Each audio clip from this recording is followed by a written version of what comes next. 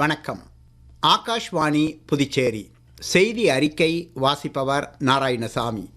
இந்தியாவிற்கும் இங்கிலாந்திற்கும் இடையிலான வலுவான நாடாளுமன்ற உறவுகளை இங்கிலாந்து பிரபுக்கள் சபை சபாநாயகர் லார்ட் மெக்ஃபால் வருகை பிரதிபலிப்பதாக குடியரசு துணைத் தலைவர் திரு சி.பி. ராதாகிருஷ்ணன் தெரிவித்துள்ளார். இன்று புதுடில்லியில் நாடாளுமன்ற வளாகத்தில் லார்ட் மெக்ஃபாலினை சந்தித்து பேசிய அவர், சட்டத்தின் ஆட்சிக்கான அர்ப்பணிப்பு, நாடாளுமன்ற சிறப்புரிமை மற்றும் நிர்வாகத்தின் திறம்பட்ட மேற்பார்வை உள்ளிட்ட இரு நாடுகளிலும் காணப்படும் ஜனநாயக விழுமியங்களை திரு ராதாகிருஷ்ணன் பகிர்ந்து கொண்டார். ஸ்டார்ட் அப் இந்தியா திட்டம் என்பது வெறும் திட்டமாக மட்டுமல்லாமல் பல்வேறு துறைகளை புதிய வாய்ப்புகளுடன் இணைக்கும் ரெயின்போ விஷன் என்று பிரதமர் திரு நரேந்திர மோடி கூறியுள்ளார். தேசிய ஸ்டார்ட் அப் தினத்தை ஒட்டி புதுடில்லியில் இன்று நடைபெற்ற ஸ்டார்ட் அப் இந்தியாவின் 10ஆம் ஆண்டு நிறைவை குறிக்கும் நிகழ்ச்சியில் பங்கேற்று பேசிய அவர், ஸ்டார்ட் அப் இந்தியா திட்டம் 10 ஆண்டுகளில் மிகப்பெரிய புரட்சிகர மாற்றத்தை ஏற்படுத்தியுள்ளதாக கூறினார். இந்தியா உலகின் 3வது பெரிய ஸ்டார்ட் அப் மையமாக திகழ்வதாக கூறிய அவர், இந்தியாவின் இளைஞர்கள் உண்மையான பிரச்சனைகளை தீர்ப்பதில் கவனம் செலுத்துவதாக தெரிவித்தார். புதிய கனவுகளை காணும் துணிச்சலுக்காக இளம் கண்டுபிடிப்பாளர்களை தாம் பாராட்டுவதாகவும் பிரதமர் தெரிவித்தார். இந்த பயணம் வெறும் அரசாங்க திட்டத்தின் வெற்றி கதை என்பதை விட லட்சக்கணக்கான கனவுகளின் பயணம் மற்றும் எண்ணற்ற கற்பனைகள் நிறைவேற்றியதன் வெற்றி பாதை என்றும் பிரதமர் திரு நரேந்திர மோடி கூறினார். இந்தியாவின் தொழில்நுட்ப ஸ்டார்ட் அப் சுற்றுச்சூழல் அமைப்பு விரிவடைந்து வருவதாக மத்திய மின்னணுவியல் மற்றும் தகவல் தொழில்நுட்பத்துறை அமைச்சர் திரு அஸ்வினி வைஷ்ணவ் தெரிவித்துள்ளார். தேசிய ஸ்டார்ட் அப் தினத்தை ஒட்டி அவர் வெளியிட்டுள்ள சமூக ஊடக பதிவில், இந்தியாவில் இன்று 80% ஸ்டார்ட் அப் நிறுவனங்கள் செயற்கை நுண்ணறிவால் வழிநடத்தப்படுவதாக தெரிவித்துள்ளார். இந்தியாவின் செமிகண்டக்டர் திட்டத்தின் கீழ் இதுவரை 23 ஸ்டார்ட் அப் நிறுவனங்கள் ஊக்கத்தொகை பெற்று பயனடைந்துள்ளதாக திரு அஸ்வினி வைஷ்ணவ் குறிப்பிட்டுள்ளார்.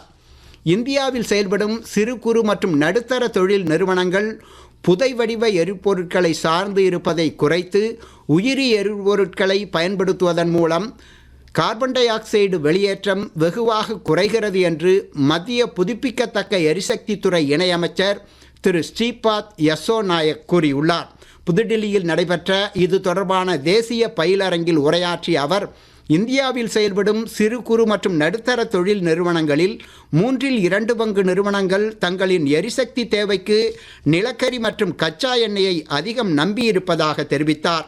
மேலும் இந்த பயிலரங்கில் ஜவுளி, உணவு பதப்படுத்துதல், ரசாயனங்கள் மற்றும் மருந்து துறைகளின் உயிரி எரிபொருளை பயன்படுத்துவது குறித்த துறை வாரியான செயல் திட்டத்தையும் அமைச்சர் வெளியிட்டார்.